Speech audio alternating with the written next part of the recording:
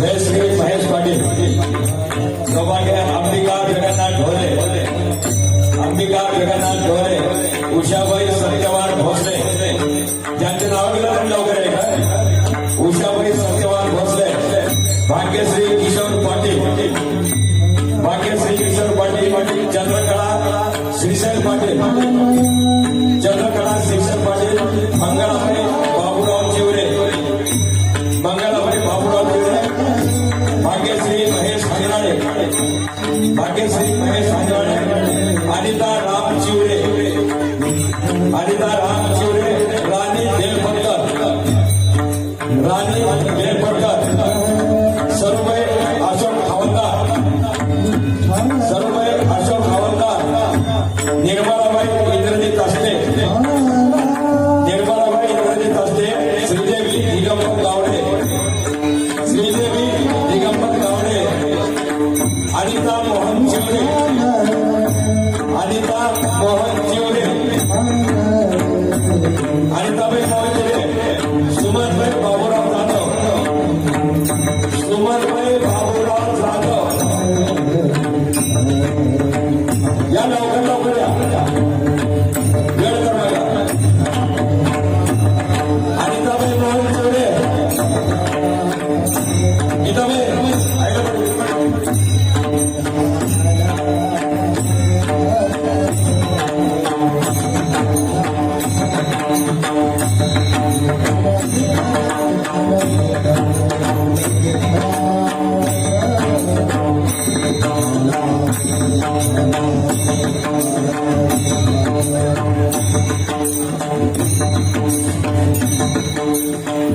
चंद्रकला शिक्षण पाटील नसल्यामुळे शांताबाई बसवून पण घ्यावं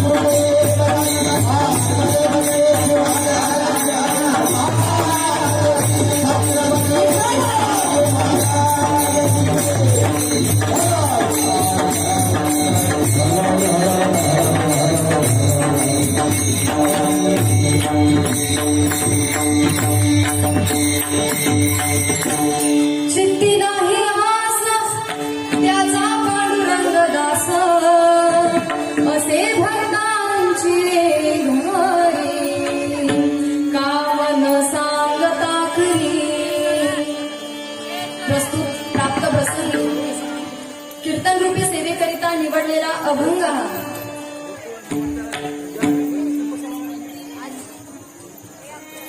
विठ्ठल.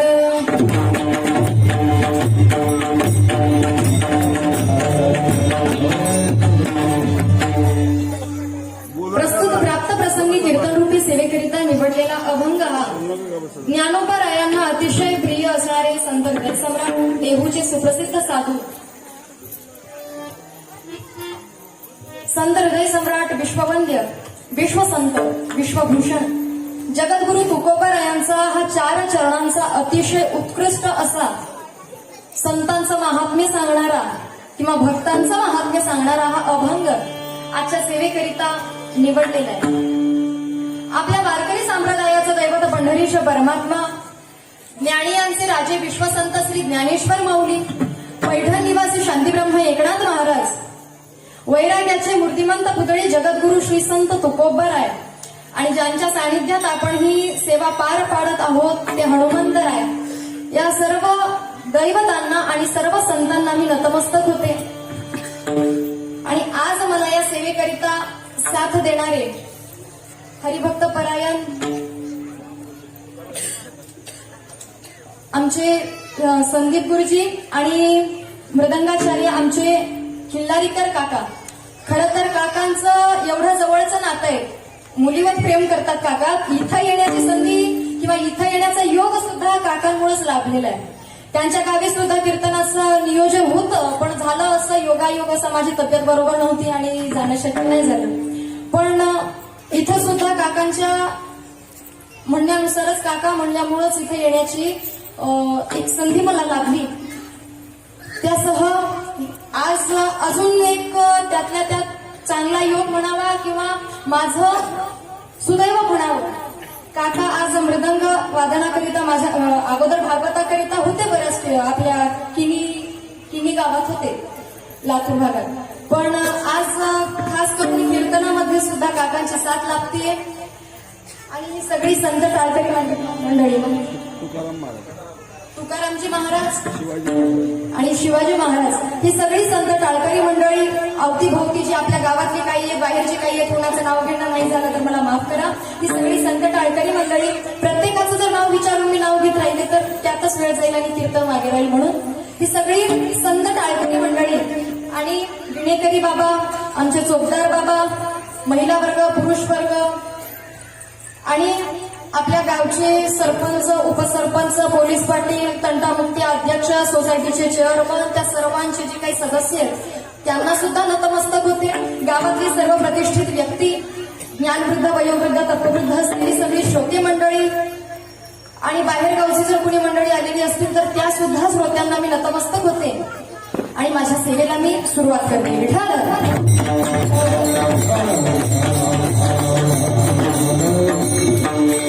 आणि खास म्हणजे आता तुम्हाला वाटेल मी यांचं नाव का मागं ठेवले त्यातलं एक कारण आहे. आता आपल्या गावचं जे भूषण आहे आपल्या गावातील कीर्तनकार आमच्या वैष्णवी दिदी आणि शिवरे महाराज दोघांची मी कीर्तन काय प्रत्यक्षात ऐकण्याचा कधी योग आलेला नाहीये परंतु युट्यूबवरती मी ऐकलेलं आहे कीर्तन. आणि आत्ताच मी वैष्णवी दिदींच्या घरी थोडा वेळ होते त्यामुळं अर्धा एक तास मी त्यांच्याकडेच होते. अतिशय गोड स्वभावाची दिदी आहे. अतिशय गोड स्वभाव आहे त्यांचा. ही सगळी मंडळी तुम्ही एवढे भाग्यवान आहात की अशा भगवंताच्या भक्तांनी खरं तर इतर कुणीही कीर्तनाला उभं टाकू शकत नाही. उभं टाकण्याकरिता काहीतरी आपल्यामध्ये ती पात्रता लागते ती योग्यता लागते. आणि अशा व्यक्ती तुमच्या गावामध्ये आणि एक नव्हे तर 2-2 कीर्तनकार आपल्या गावामध्ये घडतायत हे आपलं भाग्य आहे.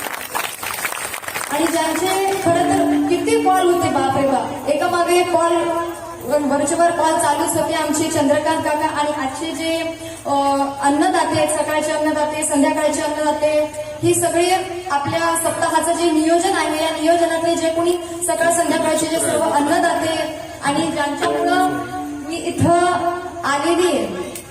काकांनी तर तारीख दिलेली आहे परंतु इथं येण्याचा योगायोग म्हणजे आमचे वर्षिके दादा सूर्यवंशी आणि चाळगडले दादा यांच्यामुळे इथं येण्याचा योग आला. त्यांनी तारीख घेतलेली अतिशय आनंद वाटला. या सर्वांना मी नतमस्तक होते. आणि आता माझ्या कीर्तन रूपी सेवेला मी सुरुवात करते. विठ्ठल.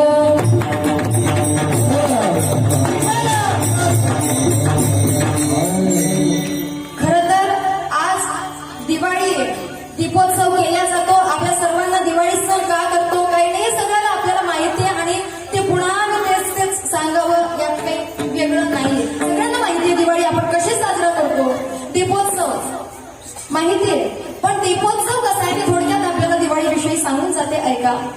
दीपोत्सव करतो हे खरं आहे, दीप पेटवतो दीप लावतो हे खरं आहे, पण कोणता दीप. आणि खरं तर योगायोग असा आहे की आपण हा सप्ताह सुद्धा दिवाळीच्याच पर्वामध्ये करतो. कारण दिवाळीचे दीप हे कशाचं प्रतीक आहे ऐका. आपल्या जीवनातला अज्ञान अंधकार दूर करून प्रकाशमय जीवन, पण कोणतं ज्ञानाचा प्रकाश पाडणारा हा दिवाळी सण आहे. आणि या दिवाळीच्या पर्वामध्ये आपण हा सप्ताह साजरा करतो आणि आपला अज्ञान अंधकार दूर करतो. विठ्ठल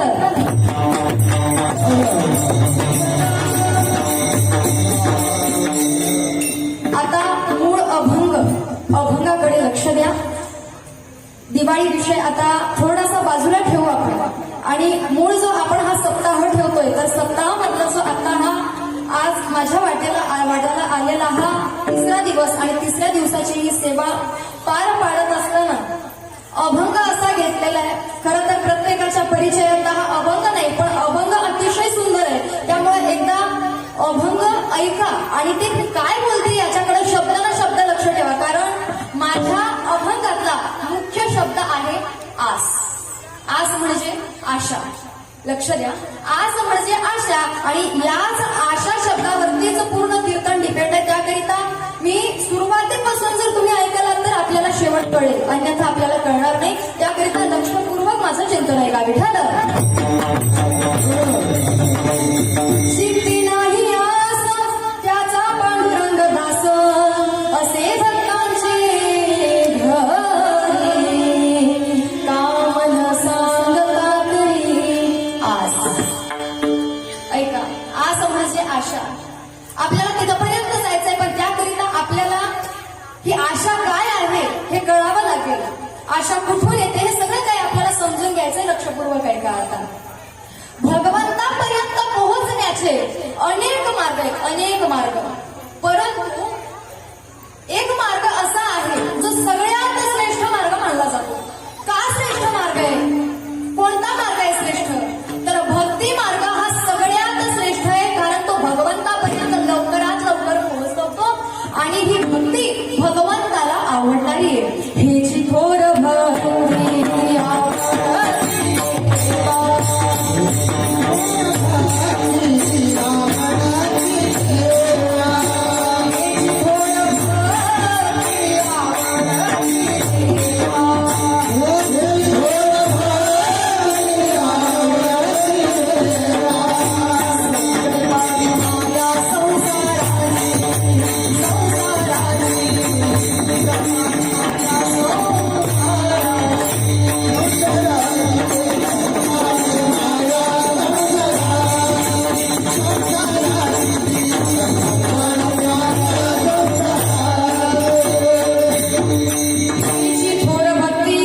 आवडती देवा.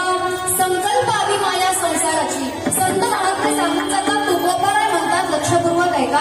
संत म्हणतात की भक्ती हे साधन असं आहे ते भगवंताला प्रिय आहे आणि म्हणून भगवंतापर्यंत पोहोचण्याचा हा सगळ्यात श्रेष्ठ आणि उत्तम मार्ग आहे. आपल्याला वाटेल हे मी माझ्या म्हणचं सांगतेय, माझ्या पदाचं विधान काय? अजिबात नाही. भक्तीचे आचार्य देवर्षी नारदजी आपल्याला सांगून जातात आपल्या भक्तिसूत्रामध्ये की सत्यम भक्ती रेव गरीयसी. त्रिवार सांगतात नारदजी. काय म्हणतात? भक्ती हे साधन सर्व साधनांपेक्षा श्रेष्ठ आहे. पण असं म्हणण्याचं, पण त्रिवार सांगण्याचं काय कारण असावं? ऐका. आता काही जे साधन अभिमानी लोक आहेत म्हणजे कोण? जे ज्ञान साधनामध्ये उच्च पदाला गेलेले आहेत, त्यानंतर कर्म साधन आहे, योग साधन आहे, या सर्व साधनांमध्ये जे सिद्ध झाले, सिद्धीला गेले, हे जे अभिमानी लोक आहेत त्यांना त्याचा अभिमान आहे. त्यांना वाटतं हे श्रेष्ठ असतील ना हे साधन सुद्धा. अजिबात नाही. नारदजी म्हणतात सगळ्यात श्रेष्ठ साधन जर कोणतं असेल तर भक्ती हे साधन साधन श्रेष्ठ आहे. पण ज्ञानापेक्षा श्रेष्ठ असेल का? कर्मापेक्षा श्रेष्ठ असेल का? योगापेक्षा श्रेष्ठ असेल का? तर देवर्षी नारदजी त्रिवार सांगतात हो हो हो, तिन्ही साधनांपेक्षा हे साधन श्रेष्ठ आहे. दिवाळी आहे, त्रिवार सांगतात तिन्ही साधनांपेक्षा श्रेष्ठ आहे. का आहे? साश्रू कर्म ज्ञान योगेभ्योप्यधित करा. ज्ञानापेक्षा श्रेष्ठ, कर्मापेक्षा श्रेष्ठ, योगापेक्षा सुद्धा श्रेष्ठ आहे असं म्हणतात. त्याला कारण असं आहे, त्याला मी 2 कारणं आपल्या पुढे ठेवणार आहे, ती ऐका आता. भक्ती ही अशी आहे, सर्वांना ती समावेशक आहे, सगळ्यांना सामावून घेणारी आहे. तिच्यापासून वंचित राहणारी अशी एकही व्यक्ती आपल्याला पाहायला मिळणार नाही, एकही नाही. सगळ्यांना समावेशक आहे, सगळ्यांना जवळ करणारी ही भक्ती आहे. कशी जवळ करते? कुणाला करते ऐका. बालक असो, तरुण असो, वयोवृद्ध झालेली व्यक्ती असो, आजारी असो, अंथरुणात पडलेली माणसं असो, महिला वर्ग असो, पुरुष असो, बालगोपाळ असो, कुणीही असो, नवे नवे पुढे जाऊन संतांनी सांगितलं चांडाळही असो किंवा आता मी सांगितलं वाया गेलेली घटक जरी असली तरी त्यांना सुद्धा जवळ करणारी, म्हणजे वेश्या जरी असली तरी तिला सुद्धा जवळ करणारी ही भक्ती आहे. सगळ्यांना जवळ करते. ब्राह्मण, क्षत्रिय, वैश्य, शूद्र, चांडाळ, अधिकार, बाळे, नारी, नर आदी करुणी वेशाही सगळ्यांना ती भक्ती जवळ करते. आणि सगळ्यांना समावेशक, सगळ्यांना जवळ करणारी ही भक्ती असल्यामुळं आमच्या नामदेवरायांनी एके ठिकाणी याच भक्तीला काय म्हणलं? माता म्हटलं. माता काय म्हणतात? माता. बाबा अहंकार निशी घनदाट, बाबा अहंकार निशी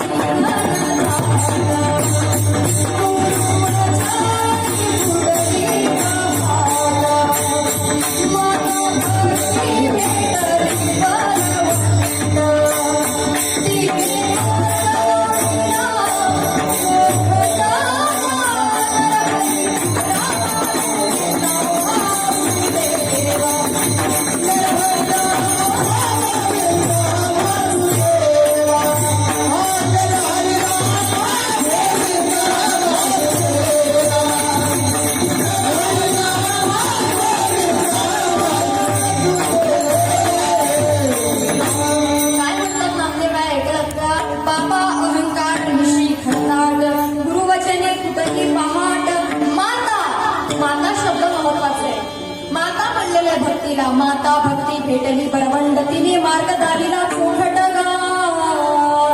सांगितलं भक्ती ही माता आहे, भक्तीला माता म्हणलेलं आहे. त्याचं कारण असं आहे, भक्ती सगळ्यांना समावेशक आहे, सगळ्यांना जवळ करणारी आहे.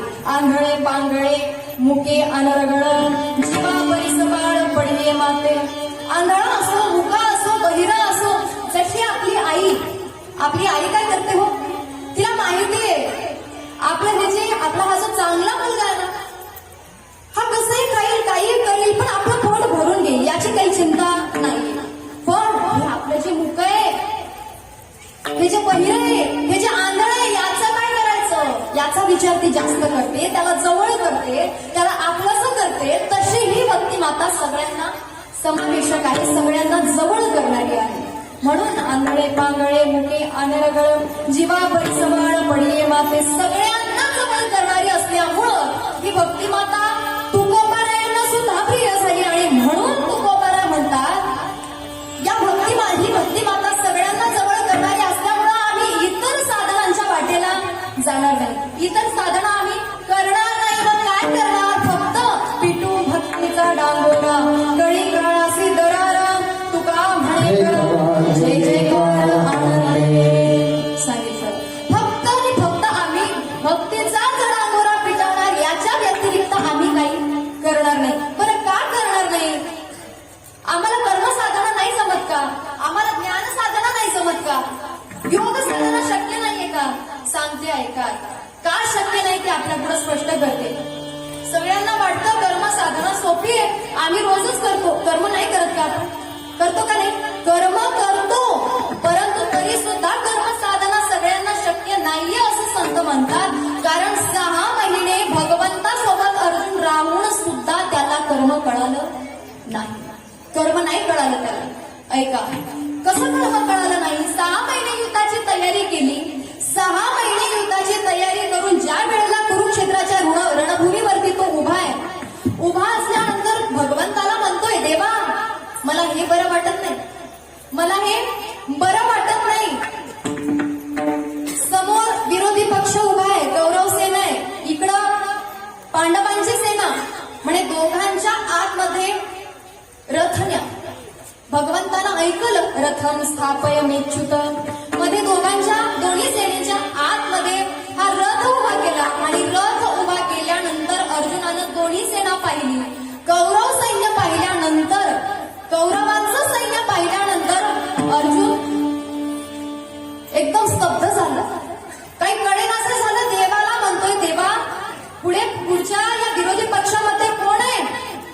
गुरुवर्य, आचार्य, पितामह, सगळे माझे नातेवाईक, माझे भाऊ आहेत, माझे चुलत भाऊ आहेत आणि हे सगळे नातवंड आहेत, माझी मित्र आहेत.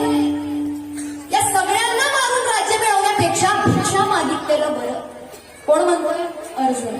6 महिने भगवंतासोबत राहून देवानं सांगितलं, अर्जुना हे चुकीचं आहे, तुझं हे चुकतंय. काय चुकतंय? काय चुकतंय माझं? त्यावेळेला सांगितलं, अरे बाबा तुझं कर्म काय, तुझा धर्म काय, तू कोण आहेस?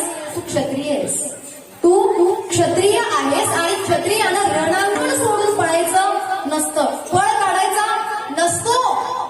तस्मात् शास्त्रम प्रमाणम ते कार्याकार्य व्यवस्थित ज्ञात्वा शास्त्र विधानोक्तम कर्म कर्तुं निहार्हसि. सांगितलं, तस्मात् शास्त्रम प्रमाणम ते, जे शास्त्र सांगतात ते तुला करावं लागेल आणि अन्यथा जर तू माघारी जर पळालास तर तुझ्या कर्माशी तू बरोबर आहेस का? नाही. म्हणजे जसं कर्म आहे तसं आपल्याला करावं लागतं. आणि भगवंतासोबत राहून सुद्धा अर्जुनाला हे कर्म कळालं नाही. थोडक्यात मला काय सांगायचंय ऐका, राजकीय कामकाजामध्ये शासकीय कामकाज आहे आणि शासकीय कामकाजामध्ये प्रसंग काय घडलेला आहे, घटना काय घडलेली आहे हे आपल्याला पाहावं लागतं. नाहीतर मला काय वाटतं, माझं म्हणणं असं आहे, असं तुम्ही ऐकून घेत नाही.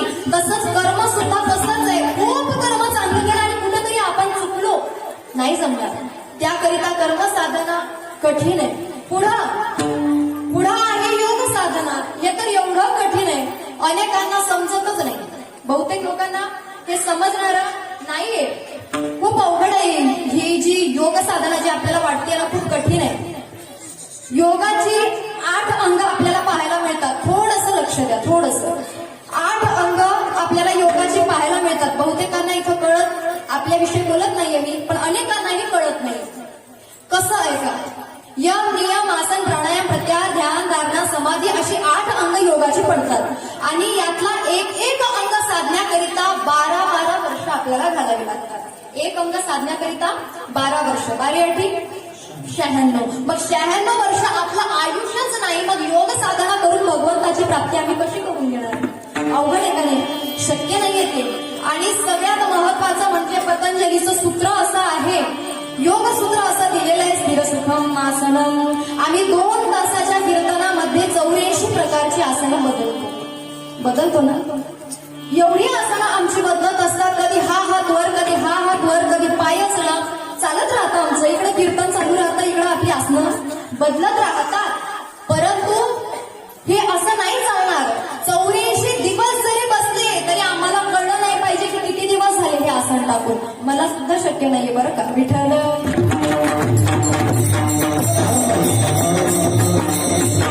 हे आसन मला सुद्धा शक्य नाही. म्हणजे 84 दिवस सारखं बसणं, 84 दिवस वेळच नसतो, कुठलं तरी कीर्तन येतच नाही. तर आपल्याला, मला काय म्हणायचंय, योग साधना अशी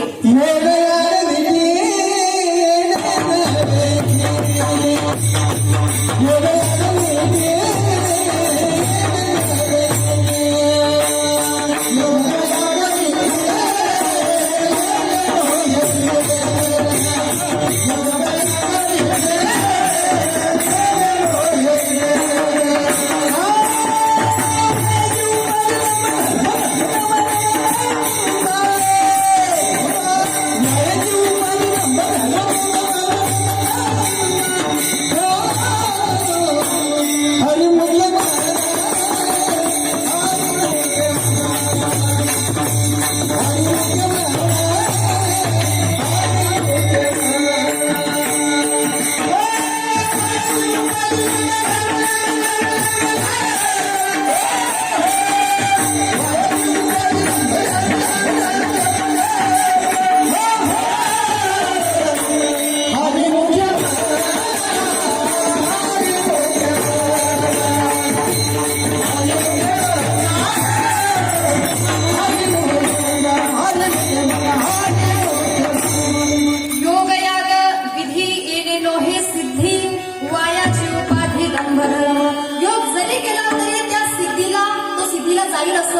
नाही, काही सांगता येणार नाही, म्हणून त्या वाटेला जाणं सुद्धा अवघड आहे. मग पुढं आहे ज्ञान साधना. ही तरी सोपी आहे का? अजिबात नाही. ज्ञान मिळवणं झालं असं वाटत जरी असलं तरी खूप कठीण आहे. कारण विचारसागरामध्ये अशी व्याख्या दिलेली आहे. व्याख्या कळली तर आहे का? ज्या पुरुषाने या जन्मी किंवा पूर्वजन्मी मला आणि विक्षेप दोषांची निवृत्ती करून सस्वरूपाच्या ज्ञानाची प्राप्ती करून घेण्याचं ज्यानं ठरवलेलं आहे, ज्याची ती तयारी आहे किंवा साधन चातुष्य संपन्न जो आहे. आता हे साधन चातुष्य काय भानगडे ऐका.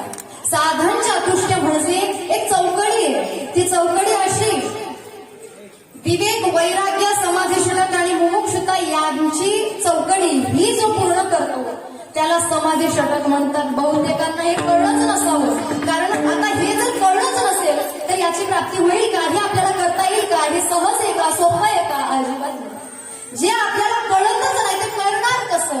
अवघड आहे. आणि म्हणून तुकोबारायांनी सांगितलं की बाबांनो, हे आपल्याला कळतच नाही, याच्या वाटेला नका जाऊ. आणि जर एखादा गेलाच तरी तो त्यात शेवट काढेल, सांगता येत नाही. मग आता हे तर आपल्याला नाही जमत.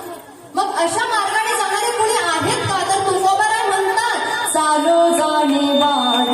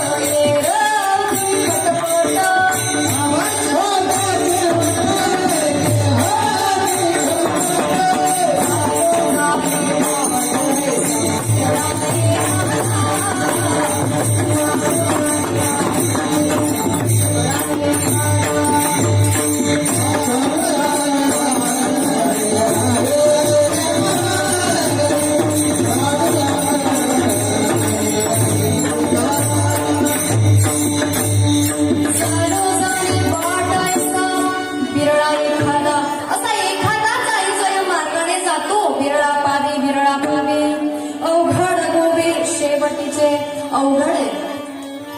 आणि त्याकरिता मग असं जर असेल, तिन्ही मार्ग जर अवघड असतील तर सोपं साधन तुकोबारायांनी सांगितलं, भक्ती हे साधन. आता तिन्ही साधनं जर आपल्याला उपयोगी पडणार नसतील, काय उपयोगाचं आहे? मग काही कामाची नाहीये ती तिन्ही साधनं. मग भक्ती साधन. आता भगवंतांनी सांगितलं किंवा आपल्या तुकोबारायांनी सुद्धा सांगितलं, सर्व संतांनी सांगितलेलं आहे, हे जर अवघड असेल तर उपाय काय करावा? भक्ती साधन आहे. आता या तिन्ही साधनांच्या वाटेला नाही जायचं. गेल्या 5000 वर्षांपूर्वी, गेल्या म्हणजे काय परवाचं नाहीये, 5000 वर्षांपूर्वी कुरुक्षेत्राच्या रणभूमीवरती भगवंताने अर्जुनाला गीता सांगितली. बरोबर? भगवंताने अर्जुनाला गीता सांगितली आणि त्या गीतेमध्ये देवाने सांगितलं, मनुष्याणां सहस्रेषु कश्चित् यतति सिद्धये यततां सिद्धानां कश्चित् मां वेत्ति तत्त्वतः. मनुष्याणां सहस्रेषु, सहस्रेषु म्हणजे बहुवचन वापरलेलं आहे सप्तमीचं. सांगितलं सहस्रेषु, हजारोंमध्ये एखादा. सहस्रेषु म्हणलं म्हणजे हजारोंमध्ये एखादा, याचा अर्थ लाखामध्ये एखादा. लाखामध्ये एक जो आहे तो या तिन्ही साधनांपैकी एखाद्या साधनेच्या वाटेवरती तो सिद्धीला जातो. 5000 वर्षांपूर्वी लाखामध्ये एक म्हणलेलं आहे. आणि त्यानंतर ज्ञानोबारायांनी 700 वर्षांपूर्वी ज्ञानेश्वरी लिहिली. आणि ज्ञानेश्वरीमध्ये आमच्या ज्ञानोबा माऊलींनी काय म्हणलं ऐका. तैसी आस्थेच्या महापुरी रिगताती कोटीवरी, परिप्राप्तीच्या पैलती विपायला निघे कोटीवरी. भगवंताने 5000 वर्षांपूर्वी सांगितलं लाखामध्ये एखादा, आणि ज्ञानोबारायांनी 700 वर्षांपूर्वी सांगितलं कोटीमध्ये एखादा, जो ही साधना करून सिद्धीला जाईल. मग असं जर असेल तर या कलियुगामध्ये आपण काय अब्जावधीमध्ये एखादा सिद्धीला जाईल असं म्हणायचं का? शक्य नाहीये. एवढं जर कठीण असेल तर मग आपण या वाटेने जायचंच कशाला? एवढं कठीण असेल तर मग त्याकरिता तुकोबारायांनी आपल्या संतांनी आपल्याला साधं सोपं सगळ्यांना समजेल उमजेल असं साधन सांगितलं. ते म्हणजे भक्ती साधन विठ्ठल. मग आम्ही का भक्ती करायची? तुकोबारायांना एका प्रश्न विचारला. आम्हाला भक्ती करा असं सांगता, सोपं साधन आहे असं सांगता, पण भक्ती करण्याची गरज काय आहे? का करावी ही भक्ती? आता आपल्याला कळतंय का करावी भक्ती, पण ज्या व्यक्तीने तुकोबारायांना विचारलं ना त्याला माहिती नव्हतं. म्हणून सांगते आपल्याला, ऐका. करा हरी भक्ती परलोकी कामा सोडविल यमा पासोनिया. खरं तर यम हे नाव ऐकलं की आपण घाबरतो. अनेकांना वाटतं, आता मी सांगितलं करा हरी भक्ती परलोकी कामा, पुढं आपल्याला वैकुंठ धाम प्राप्त करून देणार आहे. वैकुंठ म्हणलं की बरेच जण घाबरतात. वैकुंठ जरी म्हणलं तरी एवढी काय गडबड वाटतं अनेकांना, परंतु तसा अर्थ नाही करायचा. सांगितलं संतांनी वैकुंठ धामाला म्हणजे आता नाही तर एक वेळ आल्यानंतर, ज्याची त्याची वेळ आहे ती वेळ आल्यानंतर सांगितलं. वैकुंठ म्हणलं की एकदम घाबरायचं नाही. सांगितलं करा हरी भक्ती परलोकी कामा सोडविल यमा पासोनिया. इथं तर उपयोगी आहेच. हरी म्हणलं तरी जेवायला तरी भेटतं, पुढचं पुढं करायला, बरोबर आहे ना? जेवायला तरी दोन वेळचं भेटतं. फक्त देवाचं नाव घेतलं तर देवाच्या नावात किती ताकद आहे बघा. पण आता तुकोबाराय म्हणतात इथला उपयोग इथं काय कामाला येतं आपल्याला कळलेलं आहे, परंतु परलोकी कामा तिथं सुद्धा उपयोगाला येणारी ही भक्ती आहे. कशी कामाला येणारी आहे? सोडविल यमा पासोनिया. काळाच्या तोंडातून सोडवणारी, काळाच्या तोंडातून वाचवणारी, यमाच्या तोंडातून आपल्याला आपला बचाव करणारी जर कोणी असेल तर ती म्हणजे भक्ती साधना आहे. म्हणून ही साधना आपल्याला करायची आहे. माणूस ज्या वेळेला एखाद्या व्यक्तीचा मृत्यू होतो, यमदूत येतात. दीक्षापूर्वक आहे का? अतिशय गोड विषय. यमदूत येतात, त्याला नेतात आणि नेल्यानंतर यमदेवापुढे हजर करतात. आता नारदजींनी नारद पुराणामध्ये अतिशय सुंदर असा यम आणि चित्रगुप्ताचा संवाद सांगितलेला आहे. तो संवाद आपण ऐका. नाही पूर्ण कीर्तन ऐकायला तरी चालेल, परंतु अतिशय सुंदर हा संवाद आहे. ऐका. नारद काय सांगतात ऐका. एखाद्या व्यक्तीचा मृत्यू झालेला आहे. यमदूत येतात, त्याला नेतात, यमदेवापुढे हजर करतात. यमदेव काय करतो ऐका आता. अथ कालः चित्रगुप्तम अभूय अभाषत अस्य शिक्षा विधानम यथावत् पंडिताः. काय म्हणतात ऐका. यमदेव चित्रगुप्ताला बोलावतो. चित्रगुप्ता हजर. चित्रगुप्त आल्याबरोबर म्हणतो ही व्यक्ती याचं जीवनभर यानं जे काही केलं आयुष्यभराचं याचं जे जीवन चरित्र आहे ते आज आपल्याला मला तू सांगायचं. ठीक आहे. चित्रगुप्त सांगायला लागतो. चित्रगुप्ताकडे एवढी मोठी मशीन आहे ऐका. चित्रगुप्ताकडं एवढी मोठी मशीन आहे, फक्त आपल्या उजळणकरांचंच नाही, अखिल जगाचं अखिल विश्वाचं रेकॉर्ड ठेवणारी चित्रगुप्ताची मशीन आहे. आणि हा जो चित्रगुप्त आहे, चित्रगुप्तानं फाईल उघडली. चित्रगुप्त काय म्हणतो ऐका. ही व्यक्ती कुठली आहे? कोण आहे? अखिल जगातली एक व्यक्ती. तिचं अख्खं जीवन चरित्र सांगायचंय. कसं सांगतो चित्रगुप्त ऐका आता. चित्रगुप्त सांगायला लागलेला आहे. यमदेवा ऐका. ही व्यक्ती जम्बूद्वीपातील जम्बूद्वीपे भरतखंडे आर्यवर्ते भारतवर्षे की नगरी है विख्यात अयोध्या. बरोबर. फक्त मला जम्बूद्वीप सांगायचंय. जम्बूद्वीपातला आशिया खंडातला भारत देशातला आपला राज्य कोणता? कर्नाटक राज्यातला जिल्हा बिदर जिल्ह्यातला तालुका बसव कल्याण मधलं उजळम गाव आणि उजळम गावातली मंदिराच्या बाजूची एक गल्ली आणि त्या गल्लीतलं फलानं घर, त्या घरातली ही व्यक्ती आहे. सांगा म्हणे चरित्र सांगायला लागला चित्रगुप्त. चित्रगुप्ताची मशीन कशी म्हणलं होतं मी, अखिल जगाचं रेकॉर्ड ठेवणार, याही व्यक्तीचं रेकॉर्ड ठेवलेलं आहे. आपल्याकडे मोबाईल फोन आहे आपल्याकडे. जसा हा फोन कधी कॉल आला, किती वाजता आला, किती मिनिटाला आला, त्याचा मेसेज किती वाजता, मेसेज सुद्धा आपल्याला कळतो. सगळं काही आहे, पण लिमिट आहे कुठेतरी त्याला.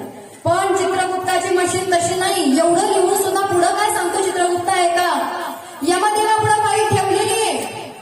पहिलं वाक्य असं लिहिलेलं होतं, ही व्यक्ती दररोज गावात जाते, पण गावात गेल्यानंतर कधी आपल्या गावातलं जे मंदिर आहे त्या मंदिरामध्ये गेला नाही आणि ती व्यक्ती कधी मध्ये जाऊन देवाच्या पाया पडलेली नाही. हा माणूस असा आहे.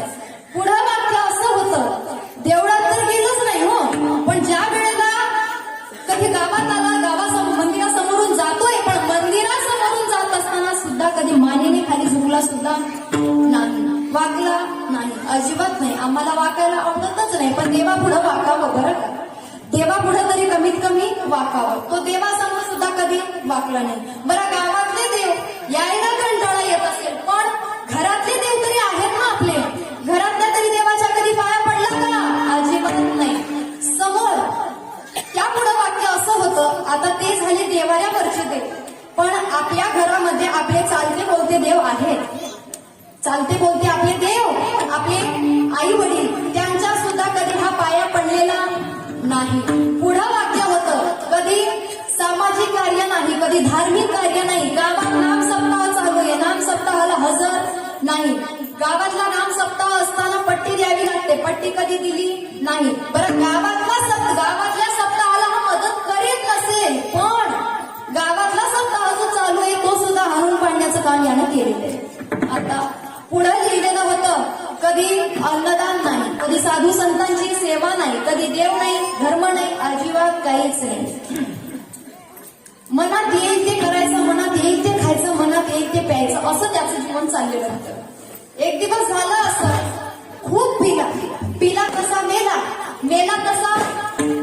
तसा वर आला. हे याचं आयुष्यभराचं याचं जीवन चरित्र आहे म्हणाले. यमदेवानं ऐकलं आणि त्यानंतर यमदूतांना बोलावलं. एवढा कसा मूर्ख असेल, अरे एवढ्या चांगल्या गावात त्याला जन्म दिला, उजळणसारख्या गावात त्याला जन्म दिला, कसं वागायला पाहिजे होतं यानं. एवढी चांगली माणसं गावात 2-2 कीर्तनकार, कशाची कमी आहे का. एवढं सुंदर गावात मंदिर आहे, एवढा सप्ताह सुंदर, एवढा सप्ताह असं आपण करतो, उपयोग नाही. एवढ्या चांगल्या गावात जन्म देऊन कुठल्याही प्रकारचा उपयोग त्याला झालेला नाही, त्यानं काही केलेलं नाही. आणि त्याकरिता यमदूतांना बोलावलं आणि यमदेव म्हणतात, काय म्हणतात, याला न्या 5000 वर्षांकरिता याला नरकामध्ये टाका. आणि काय करा, नरकामध्ये नेल्यानंतर काय करतात, यमदेव सांगतोय ऐका, म्हणे न्या तिथं आणि 15,000 वर्षांकरिता त्याला नरकामध्ये येऊन उलट टांगा आणि उलट टांगून त्याला इतकं मारा की बस चुकून कधी वाईट मार्गाला जाऊ नये. अजिबात वाईट मार्ग बघूच नाही. वाट चालत असताना चांगली वाट त्याला दिसावी, वाईट वाम मार्गाकडे कधी तो गेला नाही पाहिजे, एवढा त्याला मार द्यायला सांगितला. आता प्रश्न असा पडला असेल, हे यमदूत नेमकं मारतात कसे मारतात, प्रश्न पडला असेल ना. पोलीस बरे, काय सांगते, पोलिसांचा मार बरा. पोलिसांचा मार तुम्ही पाहिलाय का नाही माहित नाही, पण एकदम जोरात मार असतो. पोलिसांचा मार एक वेळ परवडला, पण यमदूतांचा मार परवडत नाही. कसे मारतात ऐका, मारी ती तोडी ती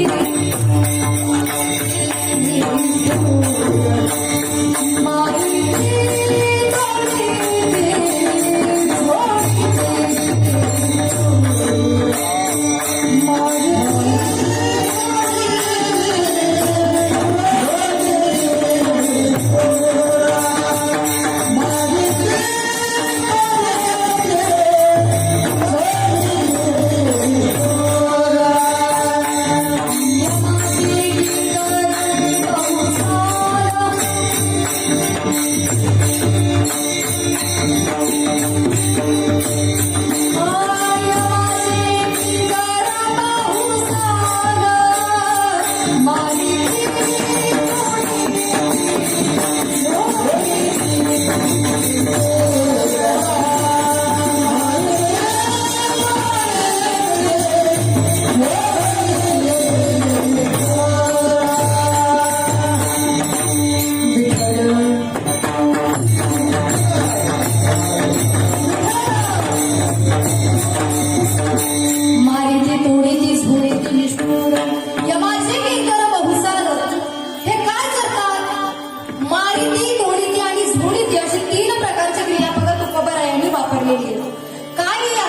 ऐका आता.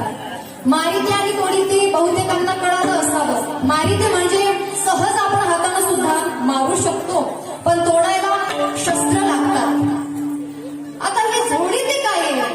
मारिती आणि तोडीती मध्ये जितका आपल्याला फरक दिसतोय तितका मारिती आणि जोडीती मध्ये फरक नाहीये. मारिती म्हणजे एक सभ्यतेचं मारणं आहे.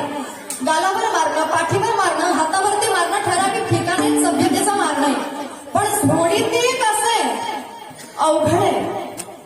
कसं मारावं, कुठं मारावं, काय नाही, काही बघणार नाही. तुम्ही जशी पापं कराल तसंच ते मारणार आहे. आता प्रश्न पडला असेल आपल्याला, हे असं का करतात? जोडतात म्हणजे कसंही मारतात, कुठेही मारतात, काही बघत नाही. कारण हा कसंही पीत होता, काहीही करत होता, त्याकरिता त्याला कसंही सोडण्यात येतं. यमदूत तिथं दयामाया दाखवत नाही, अजिबात नाही. पुढे सांगितलं आपल्याला, नाथ महाराज सुद्धा सांगून जातात, करिता पुढे आहे पुसता, काय उत्तर देता होशील तू अनेक यातना यम करवील, कोण सोडवील तेथे तुझला. अजिबात तिथं सुटलं नाही, तिथं दयामाया कुणी दाखवत नाही. आणि या उलट ज्याने भक्ती केलेली आहे, भक्ती केलेली जी आहे त्याला मात्र कुठं अडचण येणारी नाही. सांगितलं एक व्यक्ती, तिचा सुद्धा मृत्यू झाला, ती सुद्धा उजळण गावचीच आहे. आणि ज्या वेळेला यमदूत त्याला नेले, यमदूत आमच्या यमदेवासमोर ठेवलेला आहे. यमदूतांनी विचारलं, चित्रगुप्त, अरे यांचं चरित्र सुद्धा सांग, हे सुद्धा उजळण गावचेच आहेत. ऐका, चित्रगुप्ताने फाईल उघडली आणि सांगायला लागला, आशिया खंड, त्यातला भारत देश, भारत देशातला कर्नाटक राज्य, कर्नाटक राज्यातला जिल्हा बिदर, बिदर जिल्ह्यातला बसव कल्याण तालुका आणि त्यातलं उजळण गाव, उजळण गावातली एखादी गल्ली आणि त्यातली एका घरातली ही व्यक्ती आहे. सांगितलं पुढचं चरित्र, त्याचं जीवन चरित्र काय आहे सांगायला लागलं. चित्रगुप्त सांगतात, ऐका आता. पहिली ओळ अशी होती, पहिलं वाक्य असं आढळलं, ही व्यक्ती रोज गावातल्या मंदिरात जाते. पहाटे पहाटे गेल्यानंतर ही काकडा करते आणि काकडा केल्यानंतर हा माणूस घरी येतो, देवदेवतांची पूजा करतो, आपल्या आई वडिलांच्या पाया पडतो. गावातलं जे काही सामाजिक, धार्मिक, आध्यात्मिक कार्य आपल्याला जे काही असेल ते सुद्धा तो करतो. त्यात सुद्धा हा समोर आहे. गावात नाम सप्ताह आहे, नाम सप्ताहामध्ये सुद्धा हा समोर येतो. गावातलं प्रत्येक कार्य, गोरगरीब असतील त्यांना सुद्धा मदत करण्याचं कार्य याचंच आहे. हे सुद्धा काम त्याचंच आहे. गावात नाम सप्ताह, पट्टी देणे याचंच काम. पुढची झाडून काढण्यापासून, चटया साफ करण्यापासून, चटया टाकण्यापासून ते जी काही मदत लागणारी कीर्तनकारांना बोलावण्यापर्यंत सगळं काही कार्य हाच करतो, सगळं समाजकार्य. हे सगळं सांगितलं. पुढं वाक्य असं होतं, सामाजिक कार्य, धार्मिक कार्य हे सगळं करता करता आता हा म्हातारा झाला, उतरत्या वयाला लागलेला आहे. आणि त्यावेळी आपल्या मुलांना यानं जवळ बोलवून घेतलं आणि मुलांना जवळ बोलावून घेऊन सांगितलं, मुलांना आता मी उतरत्या वयाला लागलेलो आहे, त्याकरिता आता वानप्रस्थाश्रमाकडे जाण्याची, वाटचाल करण्याची माझी वेळ आलेली आहे, मला जायचंय आता. पण एक ऐका, हा संसार मी तुमच्यावरती सोपवतोय, मग संसार कसा करावा हा बाप आपल्या मुलांना सांगतोय. म्हणजे संतांची सेवा करावी, देवाची परमार्थ करावा, देवाची सेवा करावी, संतांची सेवा करावी, गुरूंची सेवा करावी, कधी आयुष्यात वाम मार्गाला जाऊ नये सांगितलं. आणि आपल्या लहान भावाचा सुद्धा सांभाळ करा बरं का. सगळं अशा चांगल्या विधीप्रमाणे सगळं सांगितलं. आयुष्यात कधी वाम मार्ग माहित नाही. आणि असं करता करता सांगितलं की मी वानप्रस्थाश्रमाकडे वाटचाल करत आहे. हा निघाला, भगवत भजनाला लागलेला आहे, भगवत भजन करतोय आणि भगवत भजन करता करता एक दिवस याने प्राण सोडला आणि यमदूत याला नेलेले.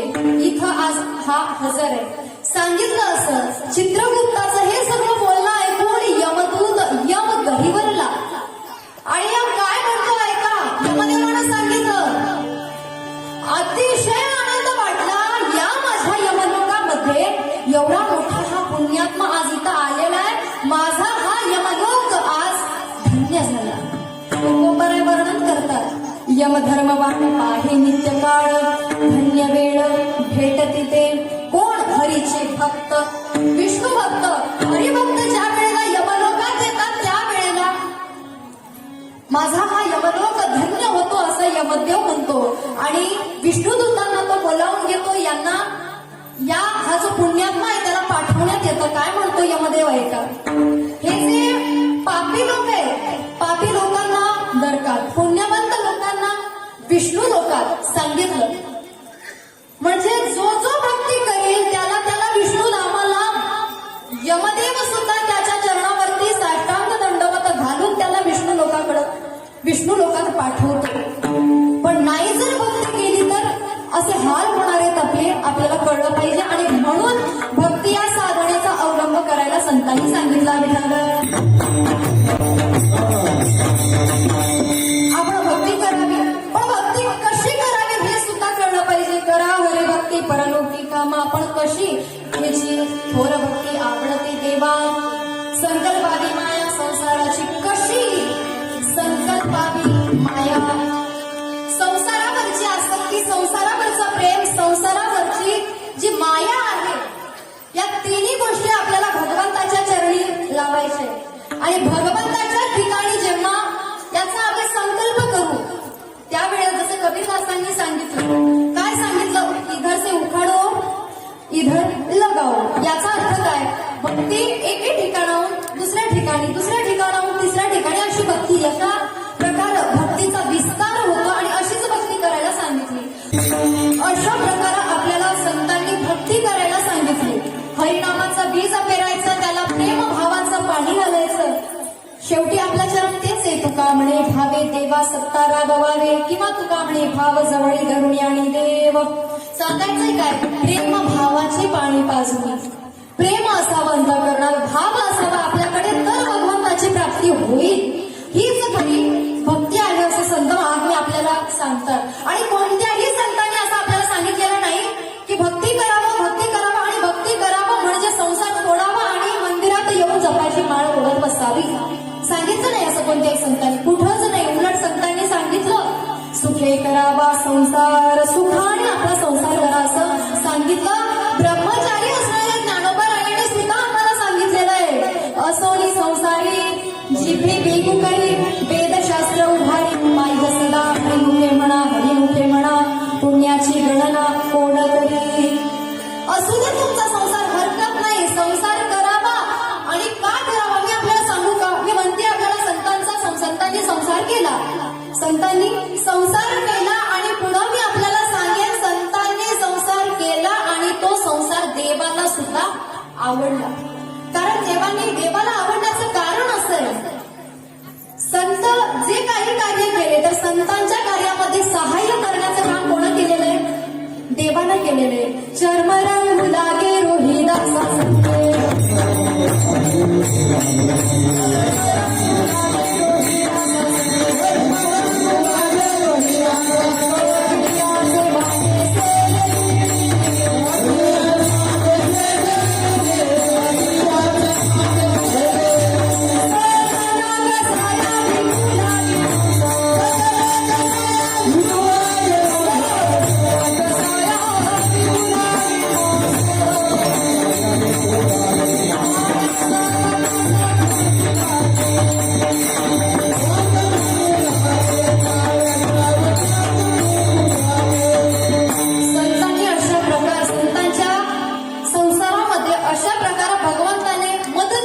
सहकार्य केलेलं आहे. संतांनी सांगितलं, परत अनेक ठिकाणी सांगितलं, संसार करावा नेटका कोठेही नसावा वाटका. म्हणून आपण संसार करावा, पण संसार करत असताना भक्ती सुद्धा करावी, परमार्थ सुद्धा आम्ही केला पाहिजे. पण आपली भक्ती कशी आहे, आपली भक्ती चुकते. का चुकते, कुठं चुकते आपली भक्ती आहे का. आता भक्ती आपण करत नाही अशातला भाग नाही. भगवंताचं नामस्मरण करतो, एवढा सुंदर सप्ताह आपण उगीच करतो का, उगीच करतो काय, काहीतरी कारण असेल ना. भक्ती आहे ना ही सुद्धा एक प्रकारची. नामस्मरण करतो, नामचिंतन करतो, पण संतांनी सांगितलं ज्या ज्या देवाची आपण पूजा करतोय, अर्चना करतोय, ज्याच्यावरती आपला भाव आहे त्या देवामध्ये आपण पांडुरंगाला पाहावं. विठ्ठल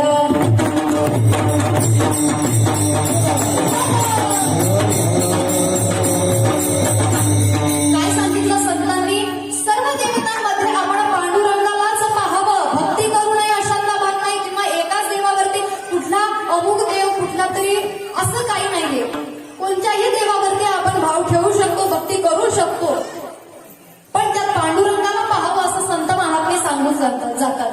पण आपलं कसं आहे, आपण काय करतो, सोमवार आला आणि सोमवार आल्याबरोबर आपण जातो महादेवाच्या मंदिरात. जटाटवी गलजल प्रवाह पावित स्थले वरे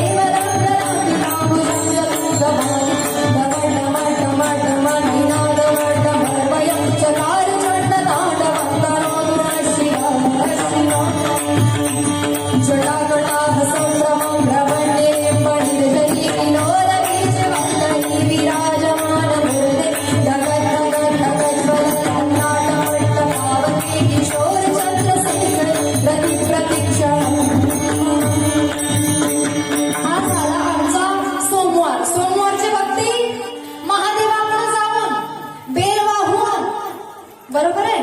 ही झाली आमची भक्ती सोमवारची. सोमवारच्या 12 वाजेपर्यंत आमच्या मुखामध्ये नाव महादेवाचं राहतं आणि सोमवार संपला, मंगळवार आला आणि मंगळवार आल्यानंतर आपल्याकडं आपल्या या कर्नाटकात काय असतं, भाग्यदा लक्ष्मी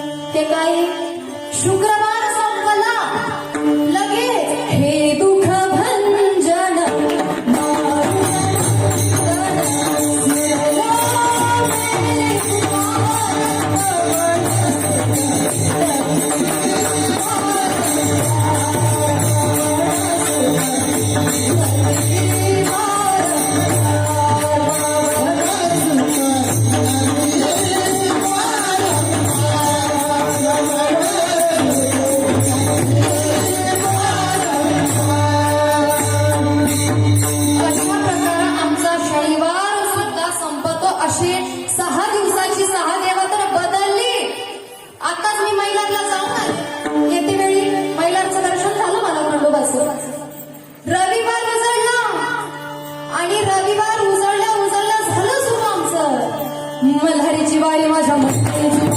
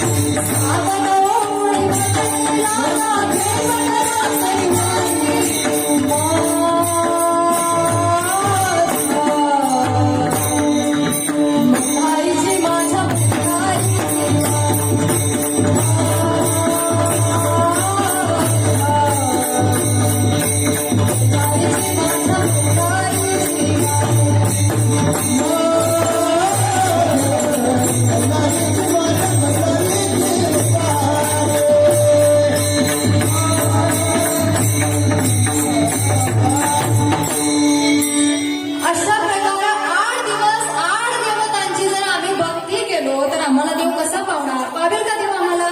अजिबात पावणार नाही. आणि त्याकरिता आम्हाला जरी आपली खंडोबावरती भक्ती असेल, भाव खंडोबावरती असेल किंवा शंकरावरती आपला भाव असेल, हरकत नाही, पण त्यामध्ये पांडुरंग पाहावं आणि त्याचं नामस्मरण नामचिंतन आपण करावं असं संतांनी सांगितलेले. कोणत्या देवावरती, एखाद्या देवावरती भक्ती करू नये, त्याच्यावरती भाव ठेवू नये असं माझं मत नाही किंवा संतांचं सुद्धा असं मत नाहीये. भक्ती करावी, पण पांडुरंगाचं सुद्धा त्यामध्ये नामस्मरण यावं आणि त्या देवामध्ये पांडुरंगाला पाहावं असं संतांनी सांगितलं. विठ्ठल आता ही भक्ती करत असताना एक दक्षता आपल्याला घ्यावी लागणार आहे. एक दक्षता घेणं गरजेचं आहे. इतर तर कुठल्या अडचणी नाहीये, सगळ्यांना समावेशक भक्ती आहे, परंतु एक दक्षता आपल्याला घ्यावी लागणार आहे. ती अशी आहे, कुठल्याही प्रकारचा विकार आपल्या अंतःकरणामध्ये येऊ देऊ नये. आणि त्यातल्या त्यात एक विकार असा आहे की तो अजिबात आपल्या अंतःकरणात येऊ नये. तो विकार कोणता? अहंकाचा पहिला चरण. चित्ते